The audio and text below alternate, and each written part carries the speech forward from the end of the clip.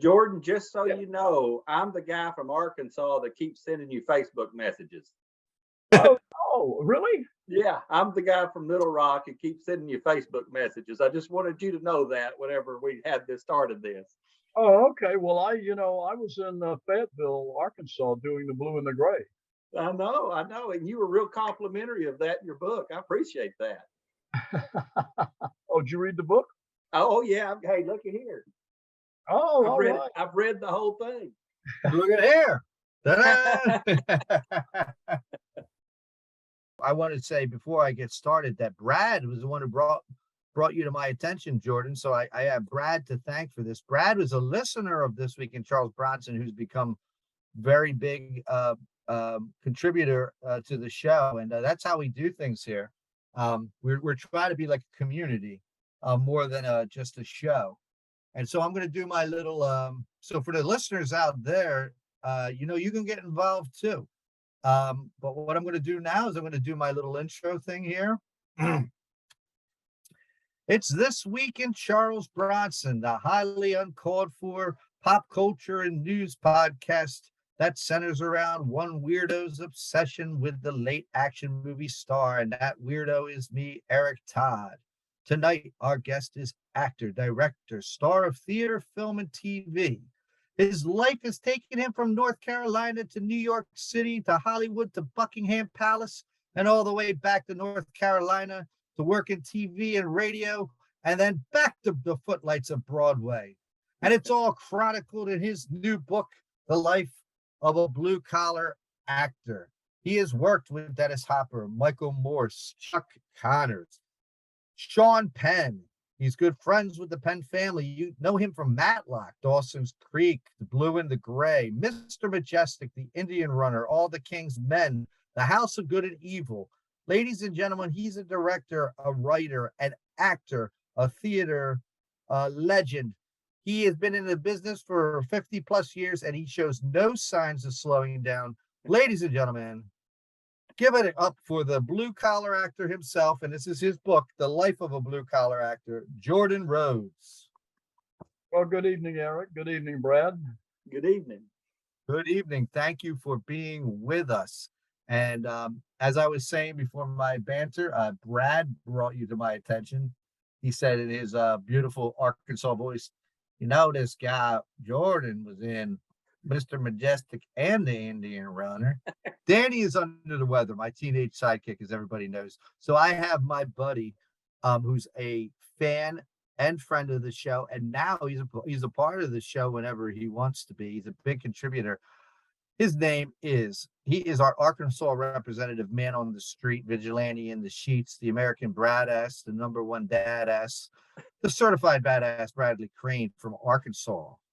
But now, Jordan, Mr. Majestyk, you said that there's a woman out in California writing a book about the director, Richard Fleischer. There's a guy out there. He's writing a book about Richard Fleischer, and he called me because he wanted to know if I would make a comment or anything for the book. And I told him I was happy to do that, but he might want to rethink it because Richard Fleischer was not one of my favorite directors. But I found out that one of the reasons they came after me is because Lee Purcell, who was a young lady that played Al Lettieri's girlfriend in Mr. Majestyk, and I've known Lee for years, and she's a terrific actress. But Lee Purcell and yours truly, we are the only two names that are still left alive from Mr. Yes. Yes. And funny story, Jordan. We had Richard Fleischer's son and his son-in-law who spent some time with Charles Bronson on the set of that. I doubt that you would remember he's not young anymore, but a young man that was a AFI intern. Assistant director, something like that? Yes, he was he spent time. But anyway, we had them on here. And we reached out to Lee Purcell and her people were interested, but then she decided she was tired of talking about that movie. And we don't force anybody. We find that people want to do it. We find people who want to do it, and the people that don't, I'm not Johnny Carson. I'm not going to, I'm not. It's Johnny if somebody Carson doesn't want to do it, they don't want to do it. But we'll probably bother her again somewhere down the road. Yeah. Well, Lee is nice, but she is still, I guess, protective of her career. which is, like what she's going to do and But that she's kind of. just like you. She's still going strong.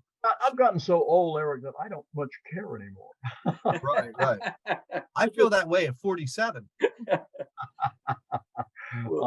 I was just out in California with my friend whose mother had passed away, and I'm hoping to do a project with him.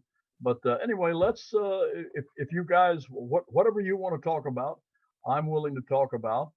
My career is only reason I wrote the book is that Sean Penn's dad, Leo Penn, who really put my career on the map. He We got to know each other really, really well over the years because I've known Sean since I don't know what it is, 1964, 65, something like that. That might not be correct. It might be 66, but whatever, a long time. And Leo, in getting to know me for all those years, I would tell him a lot of these stories. And he said to me one day, he said, "Kid, you got to write this stuff down. It's gold." So I'd started writing it off and on for some time, but I was still working. And when the pandemic came along and we were all shut down, and in my business, we didn't work for 2.5 years, I had this time on my hands. And so I sat down and for 68 days straight, no weekends, and working 4 to 6 hours a day, I wrote the book. And that was it was really great. I enjoyed it because I was able to bring back from the research things, and we're getting ready to go next month. My wife Lynn, who's quite an accomplished singer and actress in her own right, and she wrote the music for the play Papa, the Man, the Myth, the Legend that I toured with for so long. She was also in the play, played all 5 women.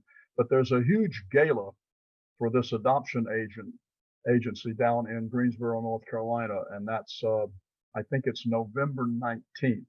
And they hired Lynn to be the headline singer there. They sent a music director up here to New York to meet with her, and she goes down on the 16th. And then, of course, through Lynn, they discovered me, and they said, "Oh my goodness, would Jordan be willing to come down and be our guest speaker?" And of course, I'm pretty easy to get, as you found out, Eric. I mean, generally, all I have to do usually is ask me, but in this case, there's money involved. But we're going down, and I'm really looking forward to that. And these are kind of the things these days. I'm hoping these celebrity conventions will start up again, because right prior to the pandemic, that was kind of a job that I had staggered into. I had someone call me and ask me if I would be interested in going to one of these nostalgia celebrity conventions. And I asked the guy, what was it all about? He was a booker. And he told me. And so I said, sure. And prior to the pandemic, I really enjoyed doing those because you meet a lot of fans. You sign pictures from different shows and things and all of that. And since you guys are already friends, I'll tell you one of my biggest pictures that I signed for everybody is when I played Brace on Battlestar Galactica. One of the worst acting jobs of my career. But anyway, I signed that for the people. And I really enjoyed doing that. And of course, the pandemic put a halt to all of that, and they are starting back up now. Do you guys remember Joe Don Baker, who did Walking Tall? Yes. Oh Yes. yeah, love Joe Don. Big fan of Walking Tall. And Jordan, I used to go to a few of those conventions.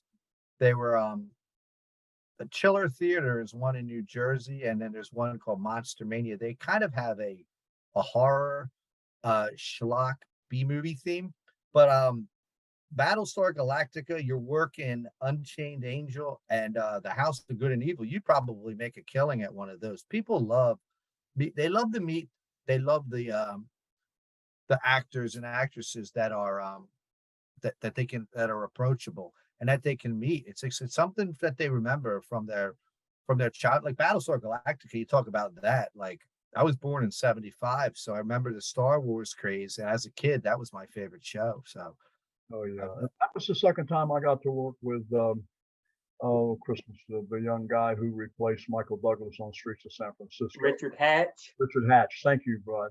Yeah. That was the second time I worked with Richard Hatch, because I worked with Richard on Streets of San Francisco after I was added to the cast.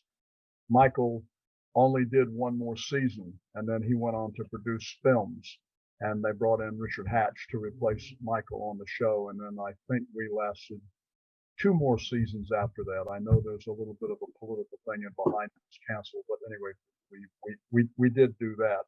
But yeah, it's been the things, the way my career has gone. What I want to tell you about Joe Don Baker is I did a film with Joe Don down in Wilmington. I had just finished a Matlock series, and he came down to do a film. I think it was called The Last Dance for Olivia, I believe was the title of the film. I'm not sure.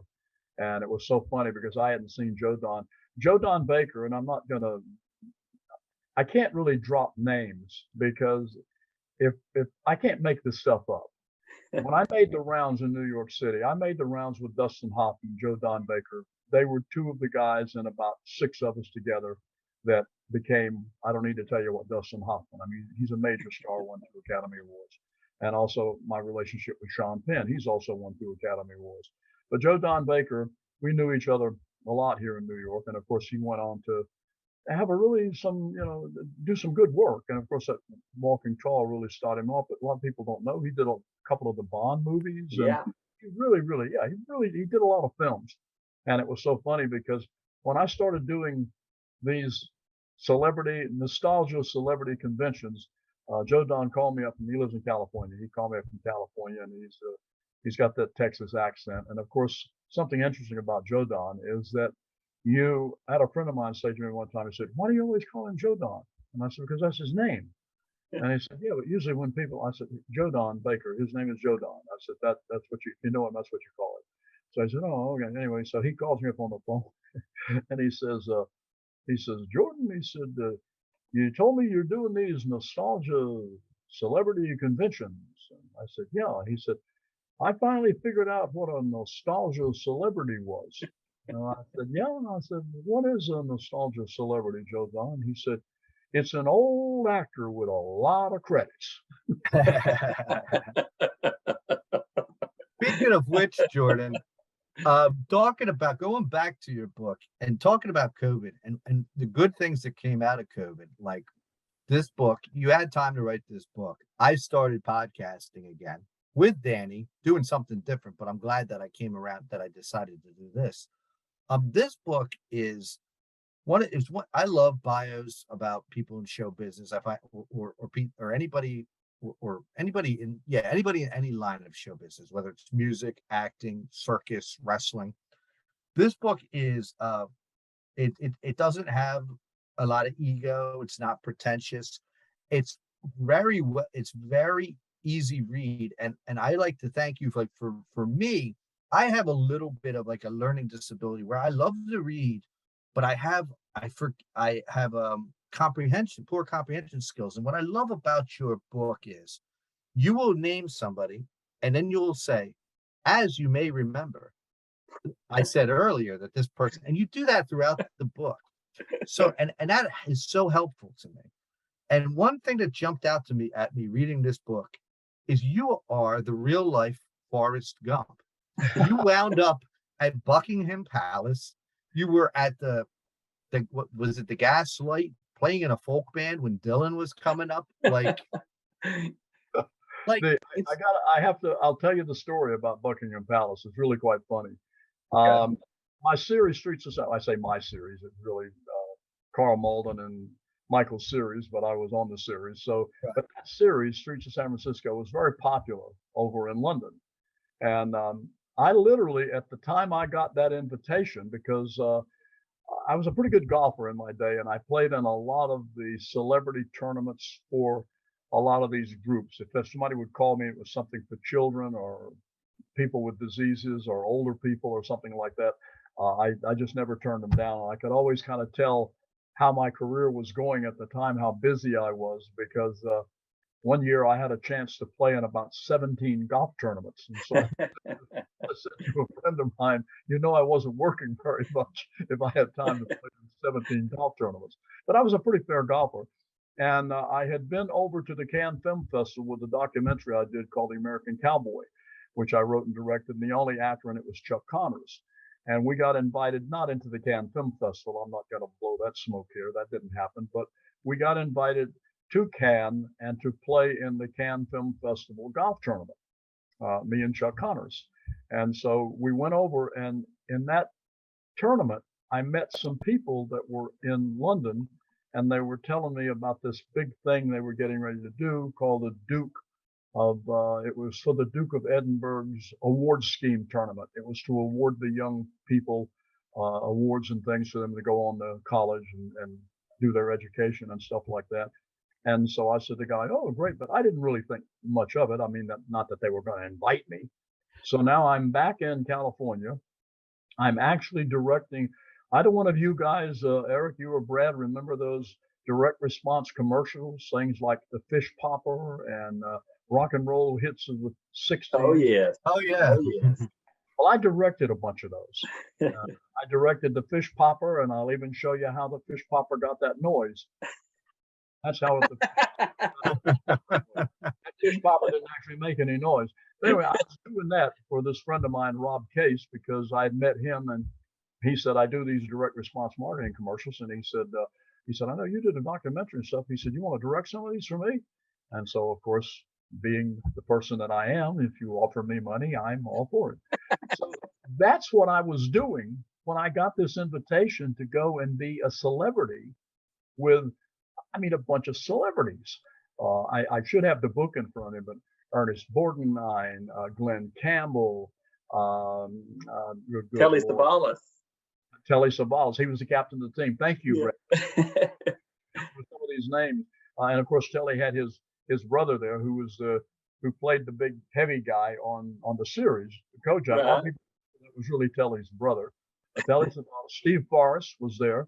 Fred McMurray, Robert Stack. Yeah. I'm leaving out a couple of others. Anyway, so I get invited to go. Well, I'm going to go because I'm getting invited. It's all expenses paid, and it's to pay in this tournament. And it was a 3-day tournament. And the first day, these not celebrities, the first day, these guys that wanted to play in the tournament, they came out and paid £200 per person to play. And I was like, what is this going? Okay, all right. So 2 guys came out, actually 3, because a party of 4. There's three guys come out, and 3 guys would get matched up with 1 celebrity, and they would go. Well, when I got there, it was so funny. I have to tell you, I'll tell you, I was a pretty good golfer. I think at the time I went in that tournament, I was about a 15 handicap. And at one time in my career, I was a scratch golfer. It lasted about 22 minutes, about an 8 or a 9. But anyway, so I had never played anything like this. I mean, the celebrity golf tournaments, there's some people there and all that. But I mean, the television cameras were there. I mean, this is a big deal. And so we get up to the first tee. This is after the first day playing with all the people. This is when all the press is out there. And of course, the gentleman on the microphone says, and now stepping up to the tee from the United States of America, Mr. Jordan Rhodes from streets of San Francisco. So I stepped up to the tee, and it was a interesting hole for the first hole on the golf tournament. It was a par 3. So I had my 3-wood in my hand, and I step up there, and I'm nervous as a cat on a tin roof, a hot tin. And I proceed to shank the ball right off to the left at a 45-degree angle. And over there, the people don't stand behind these banners. They stand behind these, what we have here in New York. They stand behind these metal things that are round metal things. You've probably seen them on the street. That's Right. Stand behind. So, of course, a whole group of people to the left on the fairway there dropped like a shot because my golf ball is screaming at them, hits the top rung of that metal thing, ricochets right back out into the middle of the fairway about 30 some odd yards from the green. Telly Savalas, who was the captain of the team, goes, "Way to go, Jordy, right down the middle." And I went on. It was funny. An actor, wonderful actors on, help me out, Brad, on Barney Miller. The lead actor on Barney Miller. What is that guy's name? Oh my God, I can't think of it. Why can't I think of Barney Miller's name? What wonderful actor who also was on Broadway, terrific singer, and what a lot of people didn't know, a heck of a saxophone player. He played not a sax, a flute. Is it Hal Linden? Hal Linden. Thank you, Hal Linden. You're welcome. He played a terrific clarinet. And the thing over there that I don't know if Hal is still with us anymore, but if anybody that knows him hears this, maybe they won't get too upset. But Hal wasn't really too happy over there because his series had not made it to London yet. So not a lot of people knew him. So here he was with this little upstart, me, this guy who's just, a blue collar actor, and people coming around and getting my autograph and talking to me and things. And Hal just kind of standing there and nobody knowing him. And he got so tired of these very nice young ladies that would come up to him and they would say, "Oh, you remind me quite a bit of my uncle. He has a mustache like that." Yeah. And she'd walk off. He's still with us. He's still with us. He's 91. Hey, it was great. We got over there. I got to tell you, we each had our own Rolls Royce that was chauffeured by these wonderful little gals in these pink jumpsuits. We stayed at the oh boy, I'm missing the hotel. Anyway, at this wonderful hotel there, and it was I won't take up the whole show with this, but it was quite an event. And we got to go to Buckingham Palace. We met Prince Philip at Buckingham Palace for cocktails. I will tell you one funny story about somebody that decided they were going to take one of the ashtrays, one of the.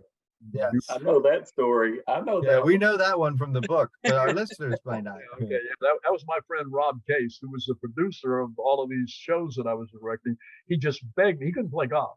He just begged me. He said, "Please take me with you," because I couldn't take my wife. But my wife, at the time, she was busy directing a play, and it was a different wife. It was the wife of my daughter Cheyenne. It was Laura. But anyway, she couldn't go. So Rob said, "Please take me. Please take me." And I said, "Rob," I said, you got to play golf." He said, "I'll go out and learn how to play golf." He said, I got 2 months. I'll go play golf. So he did. He tried to learn how to play golf. And his golfing things, I will tell you this, after he had been out, because he only got to play that first day when they were playing with the celebrities, and he could go and he paid to play with one of the celebrities. But he came into the bar that night, and both of you guys may know, the English can drink pretty good. Yeah. They're pretty good drinkers. Anyway, Rob came into the bar that night and they were all having a great time there. And he was talking about his golf game. And one of the guys that had played golf with him said, "Rob," he said, "I've got you figured out, mate." He said, "I know exactly what you need with your clubs out there when you get in the woods. You need to bring a chainsaw with you." Put that in the bag. But anyway, the thing, when we went to the Buckingham Palace, and Buckingham Palace was so great. I got to tell you a funny about Ernie Borgnine. I loved him. He was just a great guy. And Ernie came over to me in a little while where we all been there. And Prince Philip was he was as you would expect a royal family to be. I mean, he came around. I mean, when we first met him, yes, it was the shake your hand and kind of pull you through the line. But he came around to every group there during the cocktail reception and spoke and spent time with each one of us. So it really was nice. Anyway, after a while, Ernie came back and he came over to me and he said, "Hey, Jordy," he said, "have you been to the John?" And I said, "No." He said, "Man, you gotta go. You gotta go to the John." And I said, "Well," he said, "You won't believe it." He said, "They got gold toilets in there. Gold, all the fixtures are gold." So the last thing, obviously, when we arrived there, I mean, even though this is years ago, the cars came up and there are all of these things checking for bombs and stuff like that, all of these detectors underneath the cars and all of that stuff happening. And of course, you go through these metal detectors when you go into Buckingham Palace there where we went. So Rob, about halfway through the party, he goes over and he sees this wonderful little brass ashtray they had there that were at Buckingham Palace. So he takes one and puts it in his pocket. So we're about, I don't know, halfway through the party, he comes over to me and a couple of guys there and he says, "Hey," he says, "look at a souvenir I got." And he pulls out the ashtray. And we all said, "Oh, well, that's very nice, Rob." He put it back in his pocket. We said, "How do you suppose you're going to get it out of here?" And he said, "What?" And I said, "Don't you remember when we came in, they were checking all of this metal stuff?" I said, "When we go out, we got to go through those things." He spent the rest of the party trying to figure out how to get the ashtray back onto a table. anyway, so that's that story. But it was really great. I had a wonderful time, and I thought that was kind of a nice hook in the book. Somebody like myself, because as I say in the book, I think I say it in the book. I hope the book gives some kind of help or at least insight into some young people that are thinking about going into this business, because I came into this business no connections whatsoever. No mother, no father, no sister, no brother, no cousins, no aunts, no uncles, nobody connected in the business. I didn't know anybody in the business.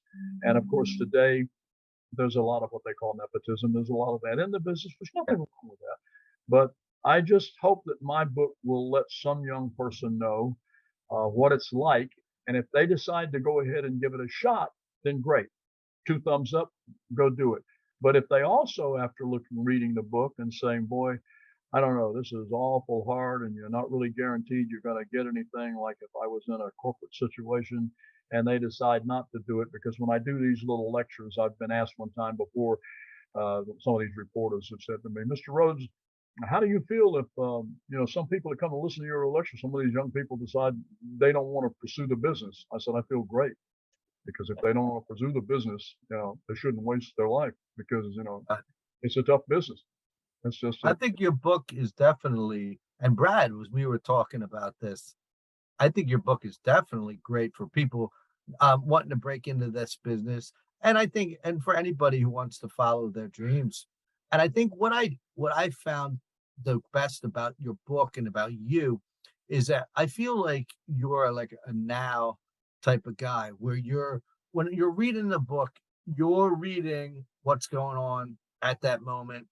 Like it doesn't feel like you're reading about the past. Like I feel like you're a person who's always living in the moment, where it's like you're always like you're not, hey, I'm a guy who used to do movies or you're a guy who just keeps working and keeps doing things. And the book feels that way. When you read it, you're like, you can tell by all the things you read that years and years went by, but you're like, it's just you're always engrossed as the reader in what's happening at that moment.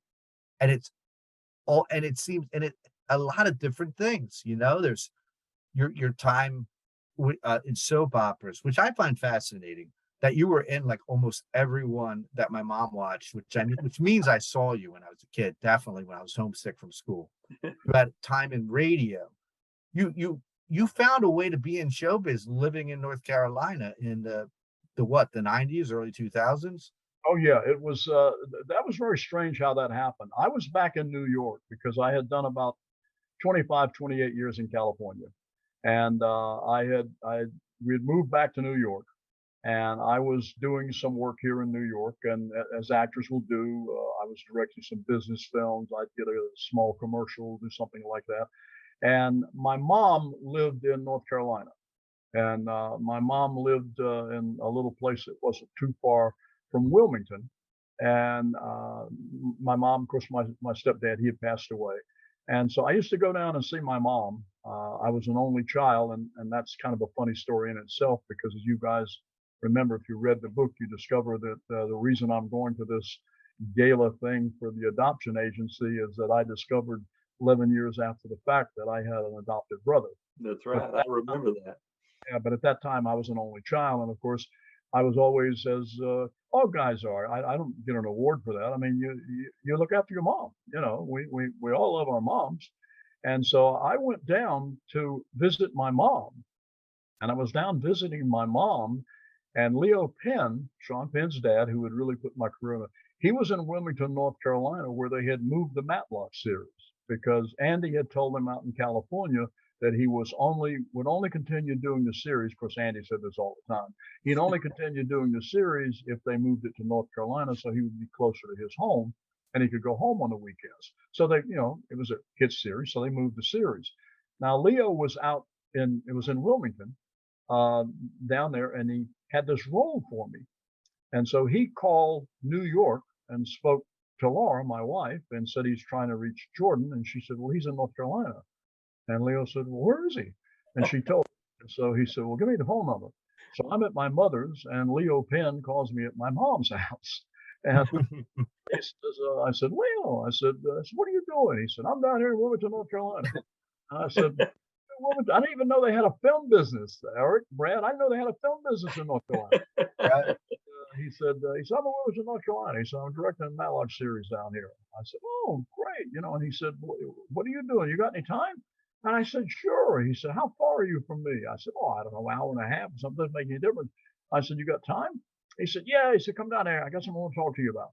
And so I said, okay, great. So I told Mom, I said, we're going to run down to Wilmington and I'm going to see my friend Leo Penn. And my mom, of course, by that time, this is one thing I'm really happy about in my life is that when I was doing well and was working with all these stars and all these things, I used to bring my mom out to California. And I'm telling you, you can't do any emotion on that. I mean, it's just to bring her out, and I can tell these funny stories about her. I remember the first time that she met oh gosh, the young guy from the female cop show, Earl Holliman. Earl. Thank you. Yeah, the book. That's why Brad's on. Brad's got that. I told you about my. I love this story. I love the stories. Why I know it. I was actually going to ask you about it if you didn't bring it up. Yeah, I just saw we ran into him in a shopping area because I was out there trying to get one of those stupid dolls, the Cabbage Patch dolls everybody was crazy about. And we run into Earl Holliman. And of course, my mother, I thought she was gonna shake his arm off because she, where's the So I finally said, Mom, I said, okay, we got. So, but she just got to do a lot of stuff. And do I have the thing in the book about when she met Shirley? When she met Shirley, yes, Shirley Jones. Yeah. And she said that lady looks like Shirley Jones. Yeah, that was just. I'm telling you. Anyway, back to Leo. So I drive down to Wilmington, meet Leo, and he was always great to me, and he put my career on the map. He fought for me to get this role that really Universal at that time still had contract players, and they had two guys under contract that they really wanted to do this role. It was a big role, and this Marcus Welby. In fact, it was the first Marcus Welby they had ever done that was based on a true story. Wow. Anyway, so I see Leo and we get talking, and he said, come on, I want you to go and meet the producer over here. So he brought me over to meet the producer, and he had a role in the show that he wanted me to do. And the producer met me, and we all chatted, and I left, and I think I spent the night down there with him, and then I decided to go back. And I said to Leo, well, he said, look, I'll let you know what's happening here. He said, I don't think the producer, I don't think he wants you for this particular role. So I said, well, okay. So it was great to see him. So I go back to see Mom. And in the meantime, he goes in and the producer says he would be great for that Lieutenant Harmon, the guy that was playing the cop out in LA. He didn't want to make the trip here because he didn't want to live in North Carolina. And he said, if you think Andy would go for it. And so Leo said, yeah. So anyway, I get a phone call that no, I can't do that role, but would I be interested in coming and recurring as Lieutenant Harmon Andrews? Which that was different coming from Leo. When I got the role on Streets of San Francisco, my agent asked me the same thing. I'm at my house in Studio City painting a dining room. That's what I'm doing, guys. I'm painting a dining room. I haven't been bringing in a paint. I'm painting a dining room, and completely out of work. And my agent calls me up on the phone. I get him on the phone, and he says, Jordan, he says, I don't know if you'd be interested in this or not. He said, there's this role on Streets of San Francisco, and they're interested in you over there. Quinn Martin says he really likes your work. And would you be interested in going up there and recurring in this role? You'd have to live in San Francisco. And I'm like on the phone, and I want to take the phone and go, I'm saying, run that by me again? What are you asking me? And I said, you're asking me if I want to go to San Francisco and recur in a series, The Streets of San Francisco? And I said, of course. I'm painting a dining room. Right. So they always do that. Are you interested? Of course, I was one of those actors that, I was always interested. As you said earlier, Eric, I just keep working. I know Joe Don asked me quite a few years ago. He said, when am I going to retire? And I said, retire to what? And, just get out of this business. And I said, Joe Dunn, it's all I do. I said, I haven't had that. I mean, if they had been paying the money that they pay now, and this is something that's not in my book, but if they paid the money then, when I was in my heyday, doing television shows up the wazoo, movies of the week, all of that stuff, commercials, everything. If they were paying the money then that they're paying now, I probably would be retired. I would probably be with my Rottweiler down in South Carolina in Myrtle Beach, maybe playing a little golf, but getting on a cart and riding my Rottweiler around, taking him for some exercise, and then probably going over to the college to see if I could talk to the kids or do something free for the kids over there. Right. I can't stop doing what I do. I mean, I write, I direct, I love to do it, and I love to work with the young people. And I know I'm taking a lot of your time here, but this is I did a film called A Long Way Off in Raleigh, North Carolina, about no, 7, 8 years ago, I guess. And one day I'm in my trailer, and the AD comes over and knocks on my trailer door and says, "Mr. Rhodes, there's a young actor here. He'd like to say hello to you. Is that okay?" And I said, "Oh, sure, sure." So this young guy comes in. He's about 19, 20, had a small role in the film, and he starts telling me what a great fan he is of mine. And he just goes on, and I'm looking at this young kid, and I'm going, most of my work was done before he was born. I said to the young guy, I said, I'm curious. I said, I appreciate that you're a fan of mine. I said, where have you seen my work? And he said, oh, on YouTube. And you can see all of your stuff on YouTube. He said, you're Bonanza, you're Marcus Welby. And that's really where I discovered that's why I have this thing with these young people today who email me and talk, is they watch my stuff on YouTube and then they'll send me an email. Right. And programs like this and other podcasts out there, we keep a lot of the names alive. I think that was the mission really of this, is like I know about Charles Bronson, but I knew if I talked about his movies, it would parlay into talking about Christ, anything. I mean, like, you know what I mean? But before we move on, let's get back to North Carolina. Well, we're still in North Carolina, but let's get back to Matlock. Brad is a big Andy Griffith fan. I think Brad had some questions for you about Matlock. If you don't mind, Jordan, I'd like to talk to you a little bit about Andy because, you're talking about during the pandemic and everything. Last year, I'm a CPA. That's why he calls me the certified badass. I'm actually just a certified public accountant, but I'm a CPA, and during tax season, while I was be working on people's tax returns, the entire Andy Griffith series was on Amazon Prime. So I watched it. I watched it through like 3 times during tax season, the entire series. So I'm a huge fan of Andy Griffith. So when I see, of course, in your filmography, and I look and see some on your demo reel of you working with Andy and stuff, I'm just naturally attracted to kind of know more about that situation. And of course, I read your book about it, and I just find it so interesting how when I watch your book, kind of to go along with what Eric said, your book feels like the truth. There's no pretentiousness. When you talk about yourself, you're kind of excuse the expression, but you're a real open book. It feels truthful what you're saying. It doesn't feel like you're trying to build yourself up or knock yourself down, even though sometimes you are kind of hard on yourself. No, I had to tell the truth because I had to, first of all, I don't think I could have maintained a relationship with Jennifer, my first wife, if I hadn't been completely truthful about that whole situation. That's and right. She It was amazing. Reading the book that she actually stopped the book at that point because she was still ticked off about it. But she said, well, she was able to go back to it. But no, I didn't. I wanted to write a book about the book is true. Everything that's in the book is true. That's right.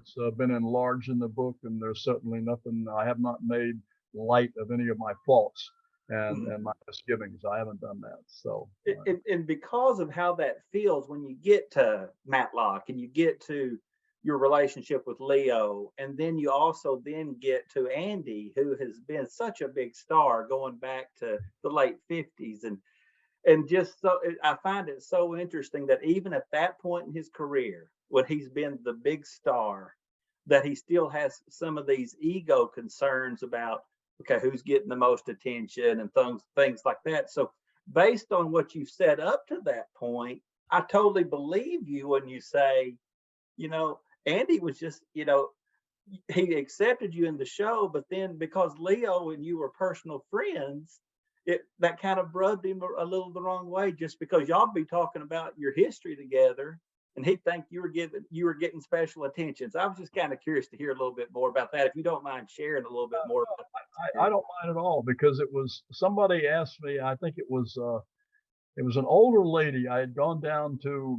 be at a memorial for a friend of mine, Paco Strickland, who was an incredible lingo guitarist, and he did all of the Cubano music for me and Papa, the man, the myth, the legend, the play.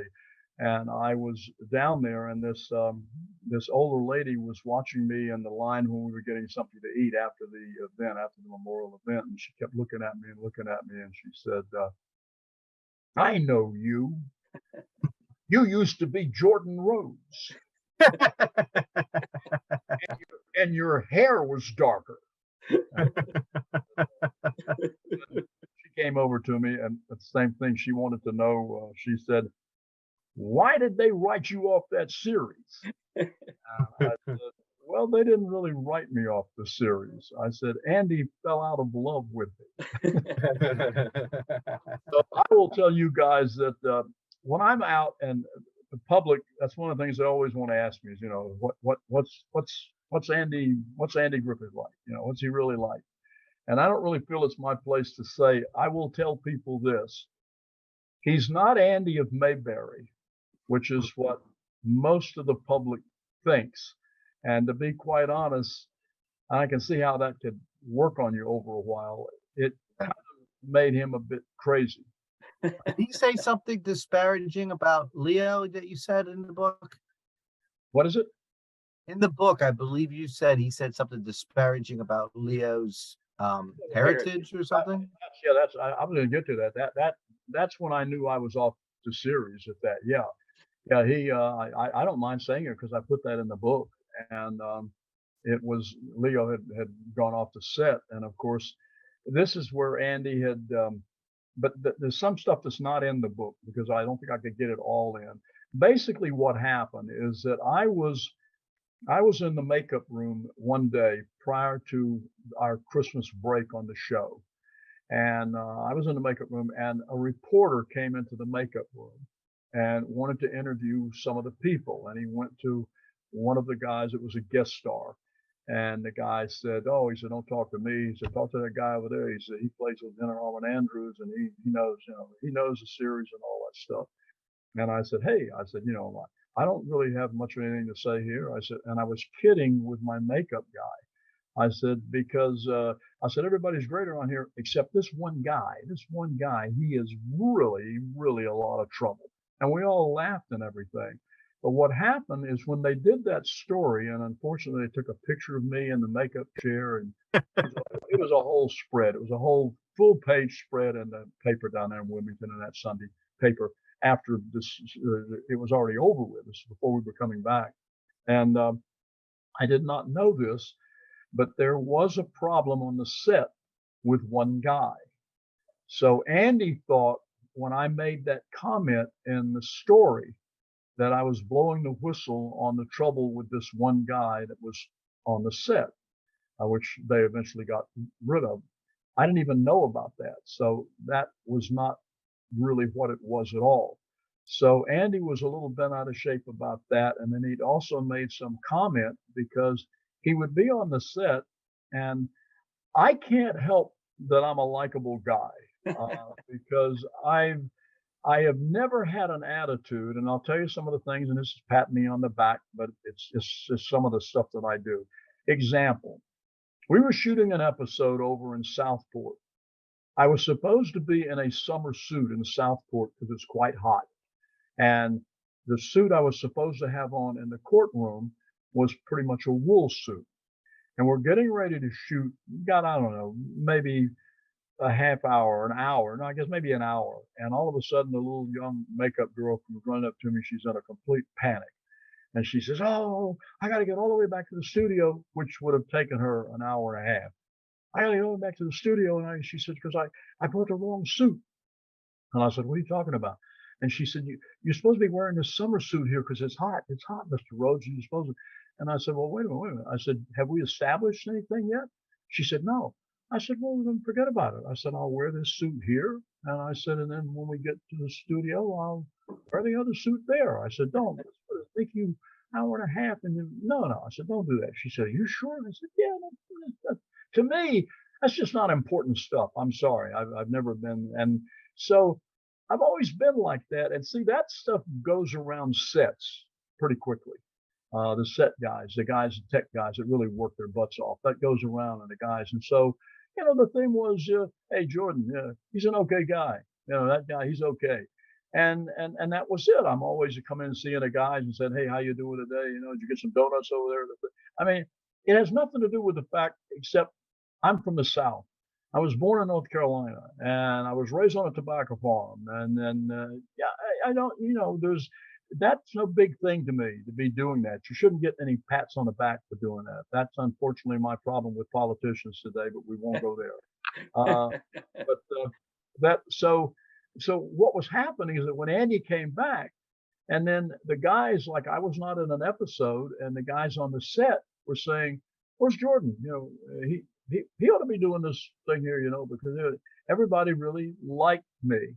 And over a period of time, that just kind of grated on Andy. And then this next episode that we were doing, when I finally got back to do another one, and Leo and I hadn't seen each other for a while.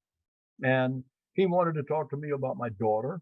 I wanted to talk to him about the boys because Chris was doing quite well. And, he had a younger son, Chris Pine, who died quite young, as you might remember. And they said it was drugs, and that's a bunch of nonsense. He wasn't into drugs at all. As a matter of fact, what people don't know about Chris Pine is that he was a champion kickboxer. He was a heavyweight champion kickboxer. Now, you can't be doing drugs if you do that. And his problem was he just liked to eat a lot. Yeah. Mm-hmm. He had a heart attack.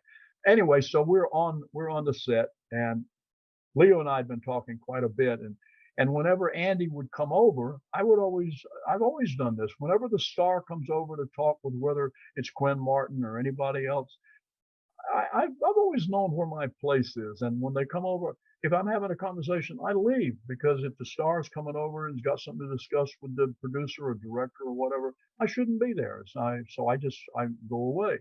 So Andy got the impression, I think, that I was working on Leo to either give me more to do in the show. I'm just guessing. I have no idea.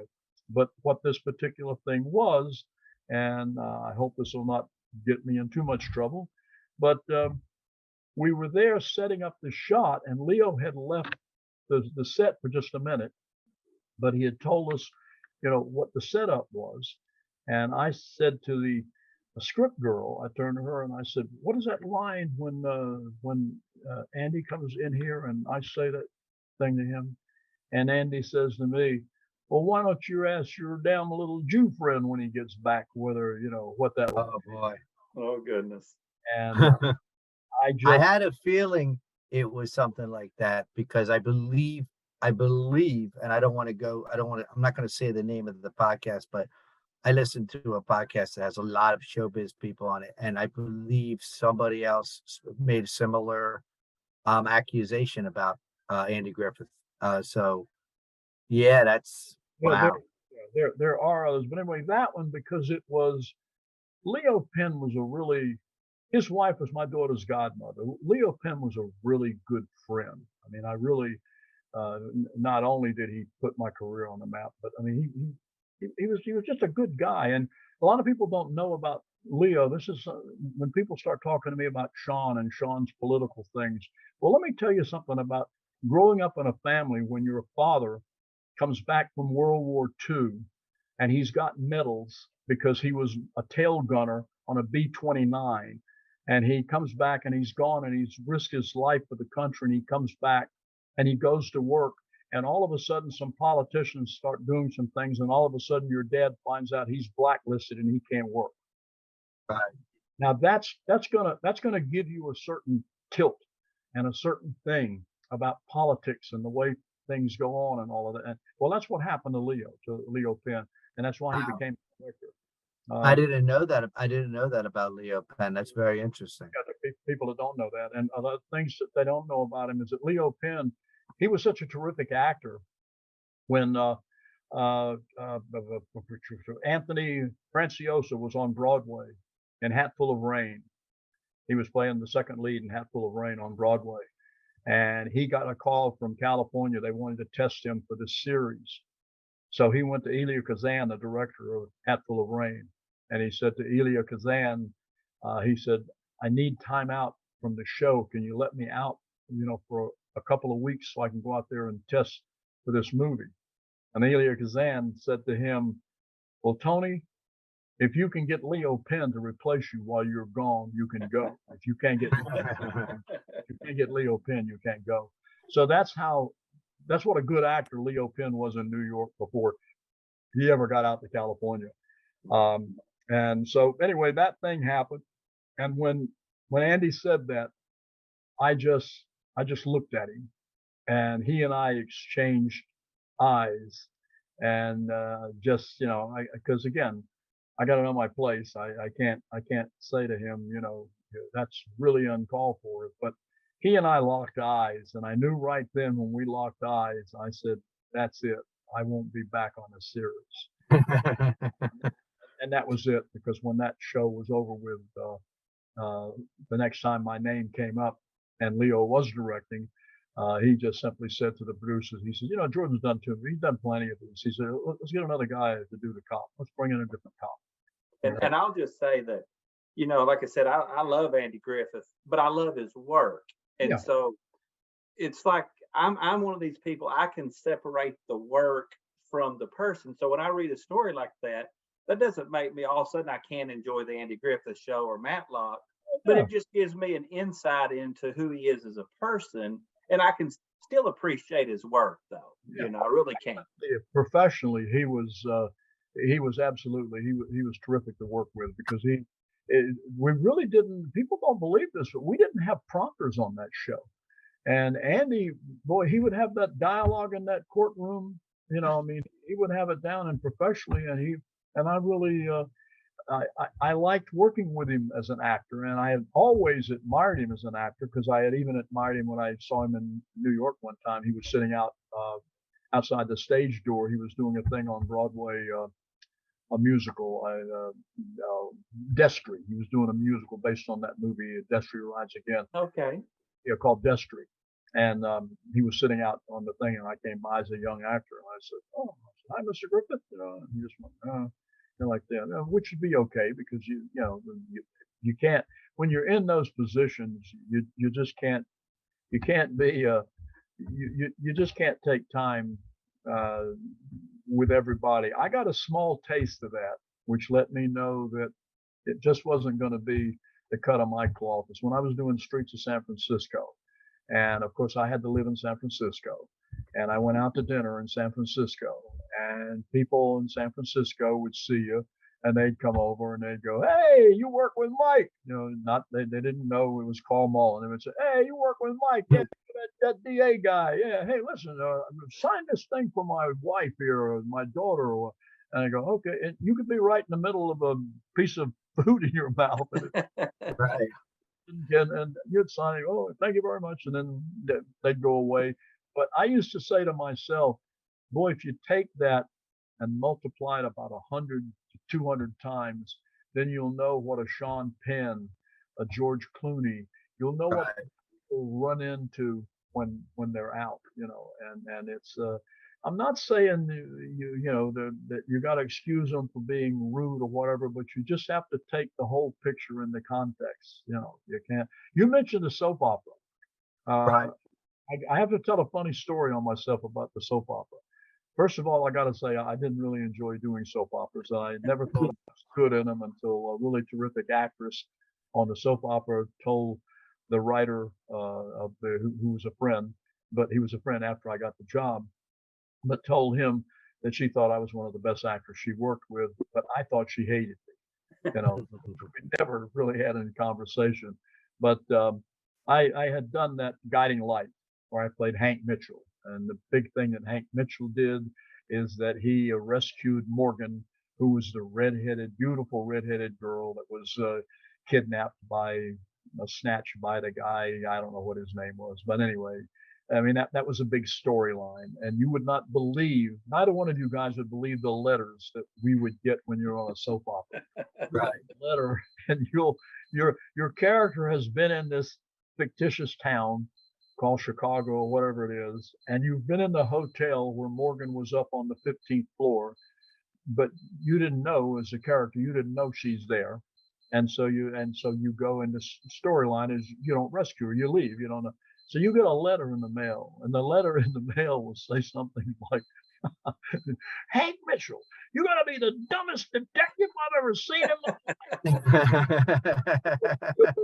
that hotel. Morgan was up on the 15th floor, and you didn't go anywhere up there looking for her. I read this one because I was new to the soap opera business. And I read this letter, and I go to some of these stars, and I'd say, is this thing real? And they'd go, oh, yeah. Really, really believe this stuff. Anyway, we segue now. I'm out of that. I feel like I've really been doing some good work, and I'm in your home state, Brad. I'm in Fayetteville. Yes. Doing the blue and the gray. And since you're from Arkansas down there, you might know when there was the McElroy Banks. I don't know if you do or not. Right.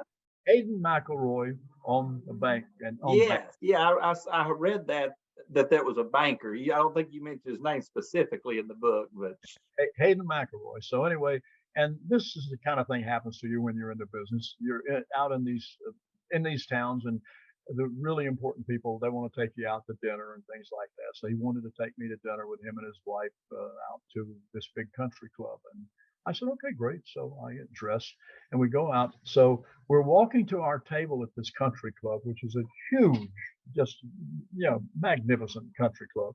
And we're walking across the floor. I'm walking with Hayden and his wife, and we're headed toward our table. And all of a sudden I hear this voice goes, oh my God, there's Hank Mitchell from the Guiding Light. Of course, Hayden just cracked. He loved it. He just cracked up. And I'm thinking to myself, man, I've been working in this business for 25, 30 years. Oh my gosh. You were on her stories. That's what my grandma used to call them, her stories. Hey, Jordan, a good segue from the Andy Griffith thing. I've got a question from a listener, if you don't mind. John Clark wants to know the difference between Bronson when you worked with him in Mr. Majestyk and when you worked with him almost 20 years later in The Indian Runner. Now, I know there had to be big differences in them, and I believe you have some. That's an easy story for me to tell because and I don't mind telling it at all. In fact, when Charlie passed away, I had a writer in Wilmington. I was still in Wilmington at the time. Call me up and ask me if I would be willing to do any kind of an interview about Charlie Bronson. And I told him, yeah, I would. And I was really glad that I had worked with Charlie and met him again in The Indian Runner, because when I first met Charlie on Mr. Majestyk, I don't know what it is about me, where I come from or something, but I have never, I don't know, does this sound, I don't know how it sounds, but it's true. I just never was in awe of any of these people I would meet and work with. I mean, I admired the heck out of them, and I thought they were, but when I was an actor, I thought, hey, this guy's just an actor, so Right. we're going to do this thing. So that's kind of the way I always went about it, with the possible exception of Peyton Place, and we can do that later when I worked with a lady there that was just revered out of New York. Anyway, Charlie. So Charlie on Mr. Majestyk, Charlie was always a loner. He was always he always kind of kept to himself, and he liked to move down there and sit. He would pick his chair up and go away from the people and do that kind of stuff. He always, would do that. So that was the cut of his cloth. Mm-hmm. And he was a very private person. And he also, when somebody asked him, a reporter asked him once about his friends, And Charlie said, I don't have any friends. He said, my family's my friends. Yeah. But Right. you got to know about his background. Charlie was supporting his entire family when he was 14 and 15 years old, working in the coal mines in Pennsylvania. In my state of Pennsylvania. Yeah. And so anyway, but Charlie was always, we would always say good morning and we would always say good night. But I, to this day, can probably remember most of the dialogue we had on Mr. Majestyk. And that dialogue would have been things like one time I made a comment about the Rams. I was a big Ram fan, still am to this day. Not when they moved, but now they're back. But anyway, I made a comment about it, and Charlie said, "You like football?" And I said, "Yeah, yeah." I said, "I really like the Rams." He said, "I don't like football." and that was it. Richard Fleischer, the director of that movie, had a Yeah. similar story about Bronson and golf. Like some people were talking about golf, and he made a remark that there's a golf course near my house. I let the dog shit all over it or something like that. So anyway, so that was kind of my thing. Again, working with him, I'll never forget the first day that I worked with him. My character comes and arrests him. He's had that run-in with the guy, and he's out there in the watermelon patch. And I come and arrest him, and I put him in the back of the car.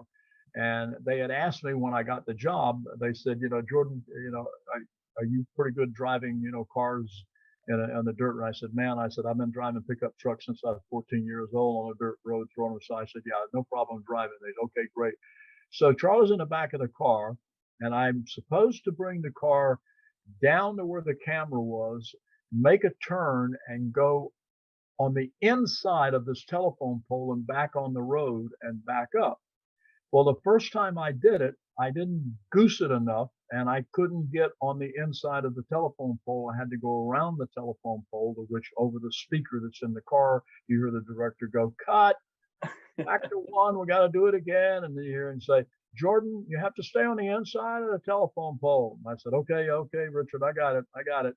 So this time we got, and all I heard from the back seat from Charlie was just a, one of those. We get caught for the second. Now it's action too. So I come on, well, I punched the hell out of that thing, man. I threw that thing sideways around that dirt road, slid it. We came right up on the inside of that telephone pole and right down the road. And we hear Richard Fleischer go, "Great, cut, print it."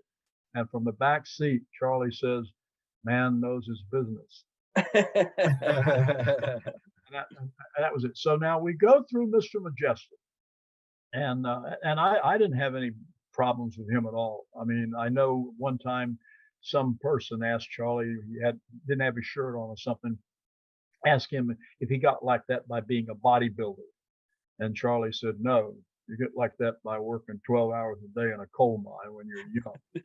And that was, because, early in his movie careers, that's kind of what he did. He was a guy that dug the tunnels, Right. But I had no problems with Charlie at all. Now we segue. We're doing the Indian Runner. And the first thing that happens on the Indian Runner is that the producer, Tom Mount, and Sean, they both come to me one day, and Charlie was coming on the set, like, I think in 2 days or something. And they come to me and they say, "Oh, I want to have a little conversation with you. You worked with Charlie Bronson before, right?" And I said, "Yeah, about 20 years ago." And they said, "What's he like?" And I said, "What do you mean, what's he?" They said, "Well, we know when he went into the wardrobe thing." I said, "I can tell you right now." I said, "He wouldn't put on the tops and the bottoms at the same time. He wanted to do all the pants, and then he would do the tops." And they said, "Yeah." I said, "Yeah." I said, "Charlie's got a thing about that, because a lot of people don't know this. Charlie Bronson wears, ever since he's made a living, he wears custom-made, tailor-made jeans, because he has a really low rise.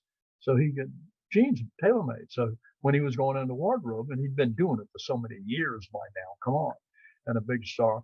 So they said, "Oh," I said, "but I tell you guys, working with him, no, man, 100% professional, right on the money, terrific." And then, oh, they said, "Great." So I decided, because by that time, you may or may not know, Charlie had had a lot of tragedy in his life. Yeah. Jill, his wife, had died from cancer. He had 2 sons. One died from an overdose.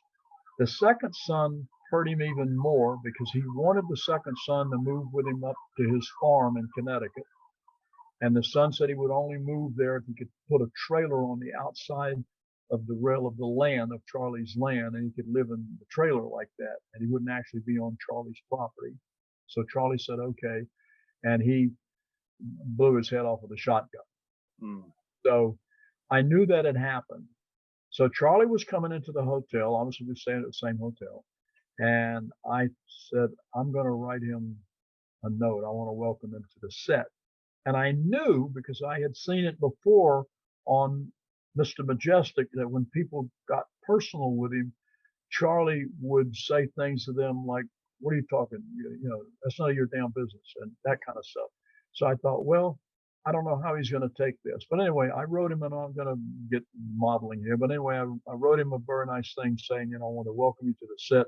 It's been a long time since we worked together. I just want to tell you how sorry I am, you know, for the tragedy you have, and, you know, losing Jill and your sons. And I just wrote him a really nice thing like that, short, and I put it in an envelope and left it for him at the desk. Well, the next day I had a late call on the set. I didn't have to be there till like 11. And I come down and my driver's not there. The producer and the associate producer are there with their car. And they said, come on, we'll take you to the set. And I thought, the hell is this all about? You know, I don't get picked up by the producers and these people. So I get in the car, get in the back of the car, a nice Lincoln, and we start off driving. And Tom Mount turns to me in the front seat and he says, Jordan, we just want to thank you for that very nice note that you gave Charlie, you know, welcoming him here to the set. And I was floored because nobody's supposed to know that, you know. So I said, I said, how do you know about that? And Tom Mount said to me, Charlie hasn't stopped talking about it since we picked him up this morning.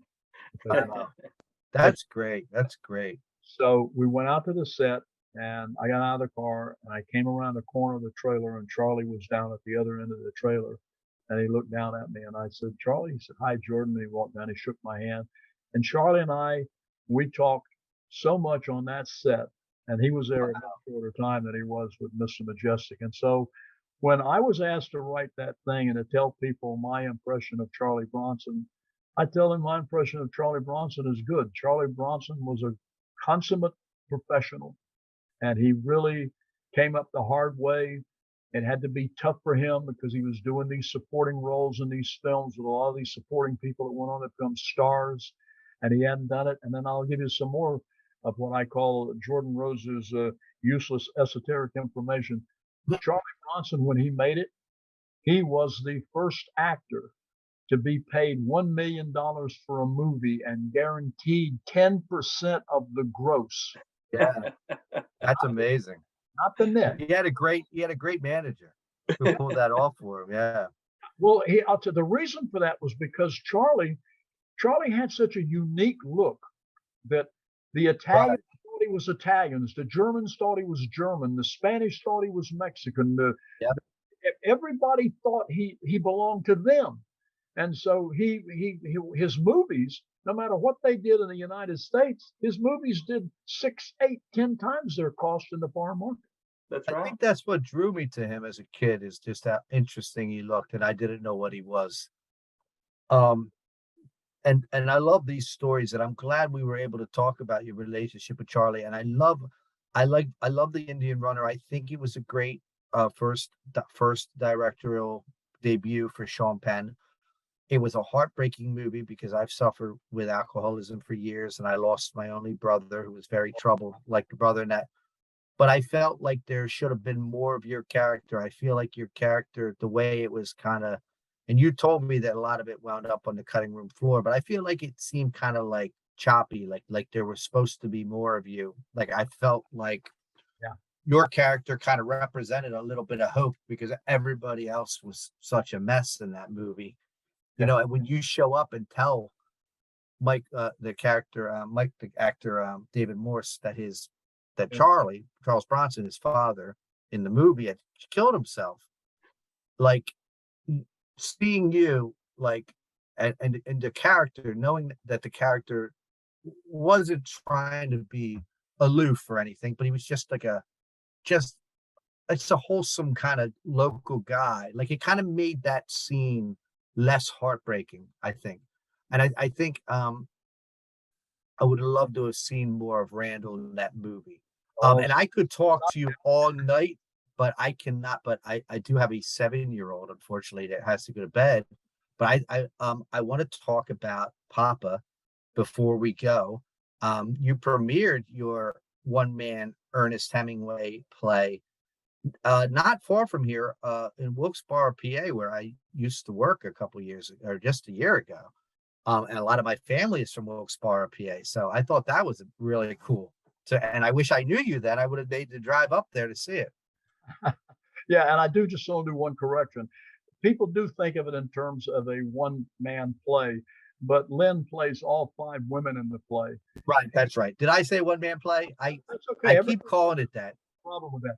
And I had a talk with myself before this, like, don't say that, because I've been saying it in my head, and I was like, no, Lynn is in it. Of course. He's not here, so it's okay. This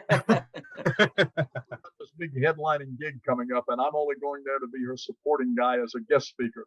But she did a fantastic job playing those 5, and people don't realize about all the stuff that goes on backstage that makes that possible, because every one of those scenes in Papa is set up by one of the new women in his life.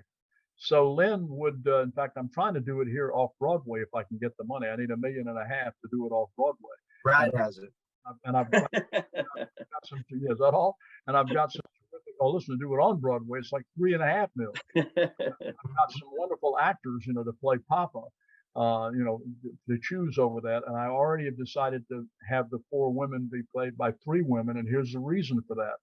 When we were doing this on the road, every time Lynn, as her character, Agnes von Kurowski, would end a scene, she'd go off into the wings. We would have to bridge that delay by a music thing, by a little piece of music, because when she went in the wings, she had to change her costume, change her hair, and then the next scene starts when the light comes up on her and she's there as the next lady in his life going, Papa, it's Pauline, and that's what set all these things up. So, and the play is, I don't know, I'm not going to talk too much about this because I got a lot of fingers and toes crossed, but I have a very important person. I'm not going to mention any names, but we're trying to I developed that into an 8-part miniseries that I'm not being egotistical. I believe it will be bigger than The Crown because it will cover Hemingway's entire life from that time when he's 19, 20 years old until the time he kills himself at 62. But Brad and I were talking earlier about how we want to see it in some way, shape, or form, and we were wondering, and we wanted to know how. And I hope that really works out for you. And I'm not afraid to say it. It's Donald Trump back in it for you. That's a joke. But it's I'm hoping that we can get it pulled off. I just don't have the connections right now, but I do have one really important person that's taken an interest, and we're going to see. But it was great there at Wilkes-Barre, and I toured that thing for over 5 years. We toured it, and the economy kind of shot it down. People still wanted to book the play, but they could only afford to pay like $2,500 for it, and I just couldn't do that because we had a trailer with a set, a lighting guy. It was just too much. We've been getting $7,500 for the show, and we just couldn't do it. And I had a guy from Florida call me. This is literally right before the pandemic, wanting me to bring Papa down there. And I said to him, he was a booker, and I said, well, what are you talking about? He said, I got this guy. I said, they all set up want you to bring it down. I said, I don't do that anymore. I don't do the role. I direct it. I want to direct the play, but I don't do the role anymore. And I had to say to him, I said, when you are more than 12 years older than the guy when he killed himself, you can't. Wait, so you're not playing the role anymore? You can't keep playing that guy. So no, I can't do it anymore. I don't even know. I'm gonna come see it if you ever do it or even direct it or whatever. New York is only a hour train. I'm in the Philadelphia area, so. Well, I'll let you know because we're trying right now. We've got a guy in I don't know where he's from. I think he's from Georgia. Is Saudi interested. Arabia.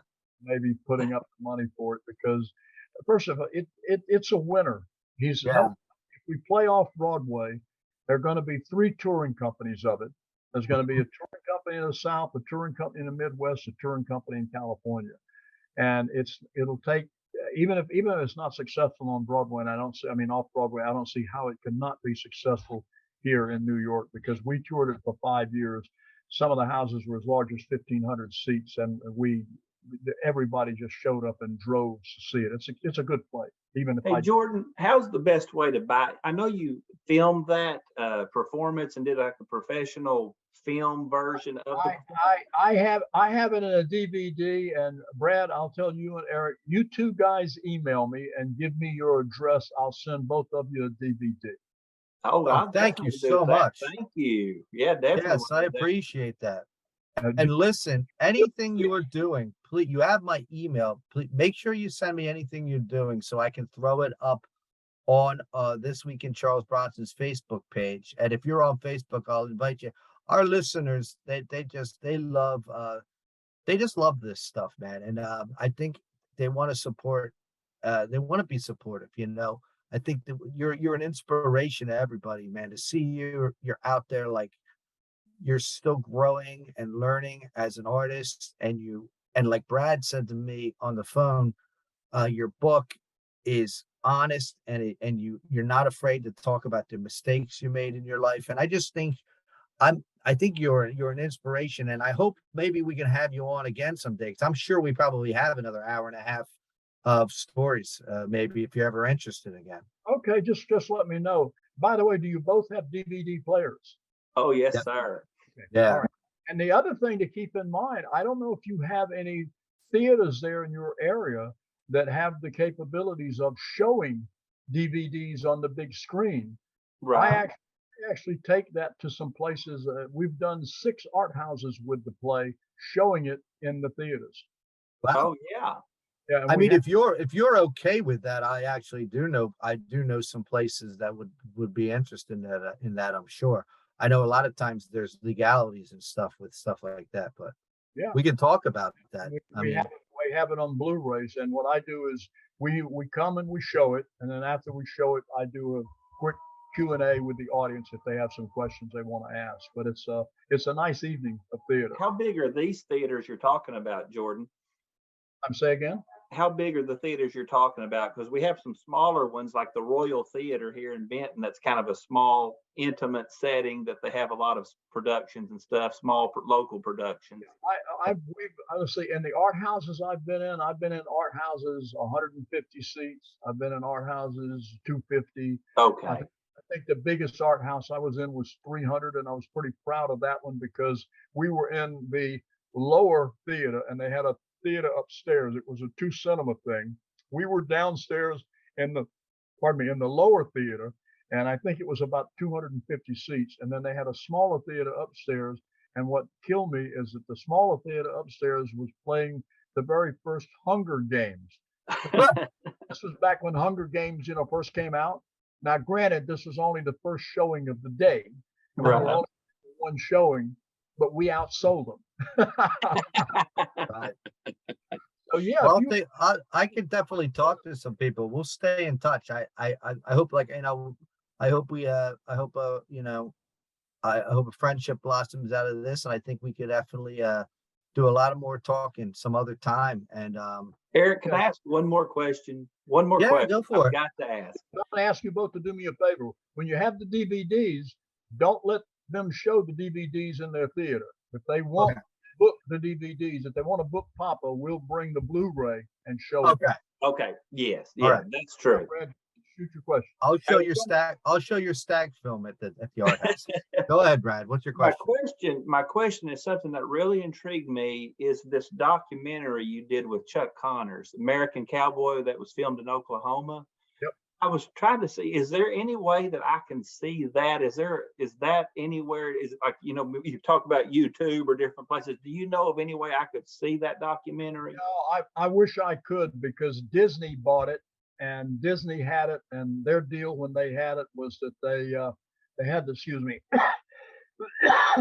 they had to have it for 14 months. They have it for 1 month in, it doesn't go anywhere. Then they play it for 12 months, and then it's 1 month out on the end.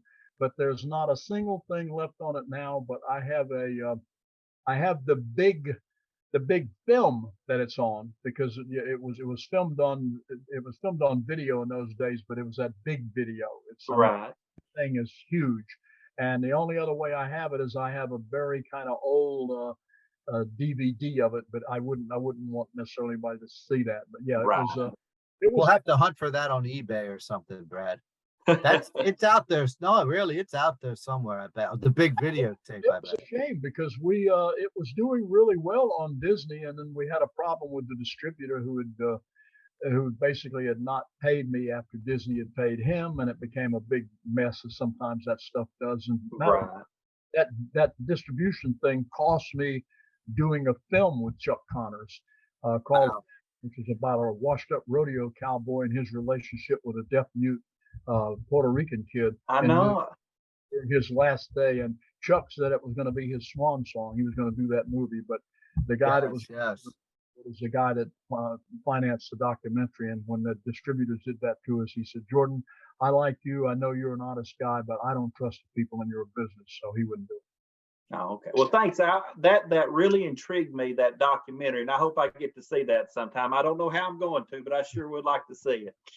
Okay. Ladies and gentlemen out there in I think so people know they can get that book on bookbaby.com or bookshop on bookbaby. I prefer that. JordanRhodes.com if you're interested in checking Jordan Rhodes' website out. Thank you, Eric. Appreciate it. Definitely read this book, The Life of a Blue Collar Actor. The full title is From Tobacco Road to Buckingham Palace by way of the New York Theater and Hollywood Films. Jordan, it has been my pleasure. And I wouldn't be surprised if we do this again somewhere down the road, because I'm sure we got plenty of more stories. And I know our fans are going to love this. So let's keep in touch. I'll let you know when this is up. And I want to thank Brad, the certified badass over there.